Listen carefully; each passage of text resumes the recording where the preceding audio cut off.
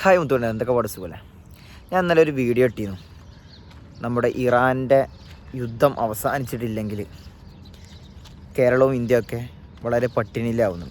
ആ ഒരു വീഡിയോ ചെയ്തതിന് ശേഷം ഞാൻ ന്യൂസ് ചാനലൊന്ന് വെച്ച് നോക്കിയപ്പോൾ കണ്ട വാർത്ത, ഒരുപാട് ഹോട്ടലുകൾ അടച്ചുപൂട്ടി, അതുപോലെ തന്നെ ഗ്യാസിൻ്റെ ദൗർലഭ്യം കൂടുതലായി, പഴയ വിറകടുപ്പിലോട്ട് ഹോട്ടലുകൾ മാറാൻ തുടങ്ങി. ഒരുപാട് ഹോട്ടലുകൾക്ക് അതായിട്ട് മുന്നോട്ട് പോകാൻ പറ്റുന്നില്ല.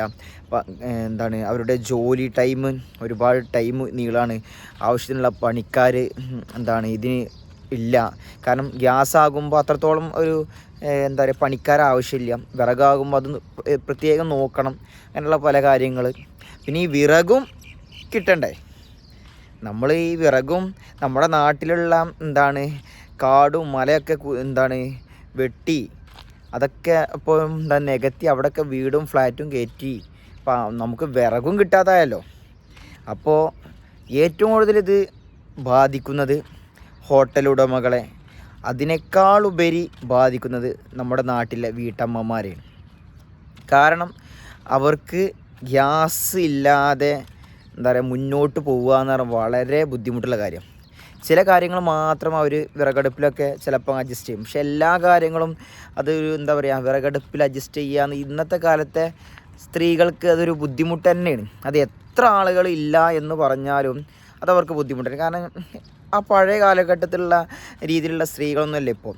അത്രത്തോളം കരിയും പുകയൊക്കെ കൊള്ളാൻ താല്പര്യമുള്ള സ്ത്രീകളൊന്നും ഇന്നത്തെ കാലത്ത് ഇല്ല എന്ന് തന്നെ സത്യം. അത് ഞാൻ എന്ത് എതിർത്താലും ഞാനത് പറയും, അങ്ങനെയുള്ള സ്ത്രീ. കാരണം എല്ലാവരും ഇപ്പോൾ പുട്ടിയിട്ട് നടക്കുന്ന കാലമാണ്.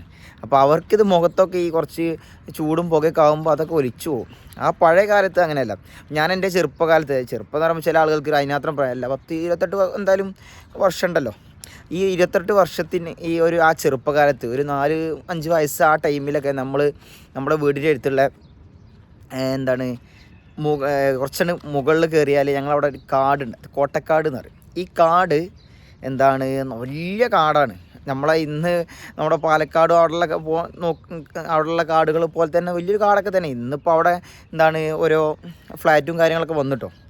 അന്നത്തെ കാലത്ത് അങ്ങനെയുള്ള കാടാണ്. അപ്പോൾ ഞങ്ങൾ അന്ന് നമ്മളെ വീട്ടിലത്തെ എൻ്റെ ഉമ്മ, അതുപോലെ തന്നെ നമ്മളെ അടുത്തുള്ള ചേച്ചിമാരും താത്താരൊക്കെ ഈ വിറക് കൊണ്ടുവരാൻ പോകും. കാട്ടിൽ പോയിട്ട് അവിടുത്തെ ചുള്ളലും അതും ഇതൊക്കെ പൊട്ടിച്ച് കൊണ്ടുവരും. അപ്പോൾ നമ്മൾ ഇതിൽ പോകും. കാരണം അത് നല്ല നട്ടുച്ച വെയിലത്തൊക്കെ കയറട്ടോ. ആകെ വെള്ളത്തിനൊക്കെ ഒരുപാട് പോകും, കുന്നും മലയൊക്കെ കയറി പോകും വേണം. എന്നിട്ട് അത് കൊണ്ടുവന്നിട്ട് നമ്മുടെ വീട്ടിൽ ഈ ചെറിയ ഒരു മണ്ണേറ്റ് തേവിയിട്ടുള്ള ഒരു ഒരു 3 കല്ലൊക്കെ വെച്ച് നല്ല അടിപൊളിയൊരു വീട് ഒരു അടുപ്പൊക്കെ ഉണ്ടാക്കിയിട്ട് അത് നല്ല മണ്ണ് കലക്കിയാണ്ട് അതൊക്കെ തേച്ച് വൃത്തിയാക്കിയിട്ട്, ഹിന്ദുസിൻ്റെ വീട്ടിലൊക്കെ ആണെങ്കിലും പ്രത്യേകം അവർ ചാണകം കൊണ്ടൊക്കെ ഇങ്ങനെ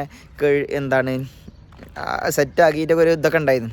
പിന്നെ ഓല കൊണ്ടുള്ള ഒരുപാട് ഒരു ചെറിയ അടുക്കള, അതിൻ്റെ ഉള്ളിൽ ഇങ്ങനെയുള്ളത്, അതൊരു പ്രത്യേക ഒരു ഫീലൊക്കെയാണ്.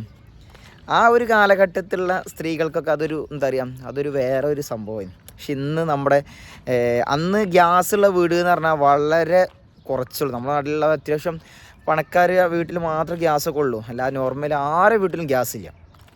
അപ്പോൾ അന്ന് നമുക്കിതൊരു പ്രശ്നമല്ല. കാരണം അന്ന് വിറക് കിട്ടാണ്ട് അന്നത്തെ സ്ത്രീകൾക്ക് ഈ പ്രശ്നങ്ങളായിരുന്നു. പക്ഷേ ഇന്ന് സ്ത്രീകളെ മാത്രമല്ല കേട്ടോ, ഒരു സ്ത്രീകളെ കുറ്റം പറയുന്നതല്ല. പക്ഷേ ഇന്നത്തെ കാലത്ത് അതൊരു മുന്നോട്ട് അങ്ങനെ നടക്കുമോ എന്നുള്ളതിൽ സംശയമുള്ള കാര്യം. കാരണം എന്താ വെച്ചാൽ ഇന്നത്തെ കാലത്ത് നമ്മുടെ നാട്ടിൽ ഒരുപാട് ഫ്ലാറ്റും കാര്യങ്ങളും, അവിടെ നമുക്ക് എന്തായാലും വിറക് വെച്ച് കത്തിക്കുക എന്നൊരു അല്ല, ഇമ്പോസിബിളാണ്.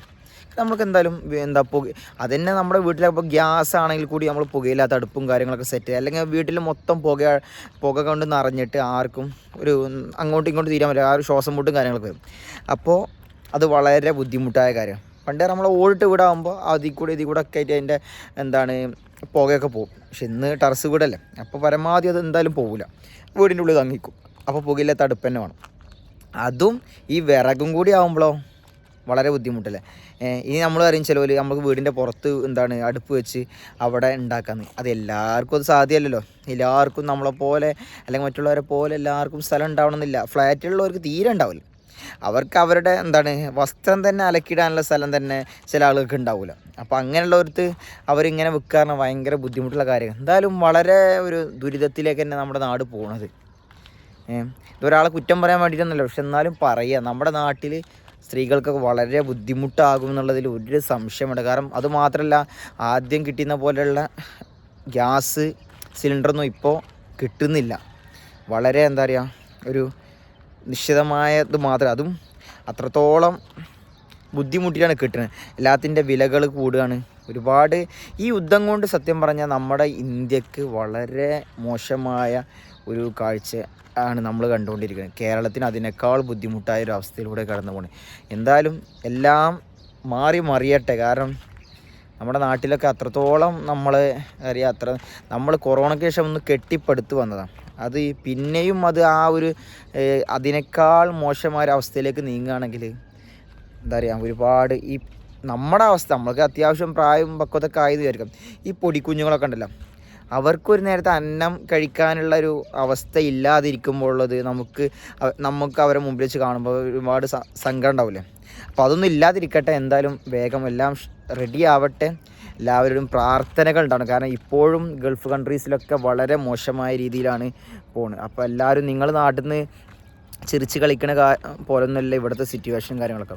അപ്പോൾ എല്ലാം ചില ഏരിയയിൽ ഓക്കെ ആയിട്ടുണ്ടാകാം, പക്ഷെ എന്നാലും ഒരുപാട് സ്ഥലത്ത് പ്രശ്നങ്ങൾ തന്നെയാണ്. അപ്പോൾ എല്ലാവരുടെ പ്രാർത്ഥനയിൽ പ്രവാസികളെയും ഒക്കെ ഓർക്കുക. നമ്മുടെ നാടിൻ്റെ അവസ്ഥയൊക്കെ എല്ലാം മറിയട്ടെ.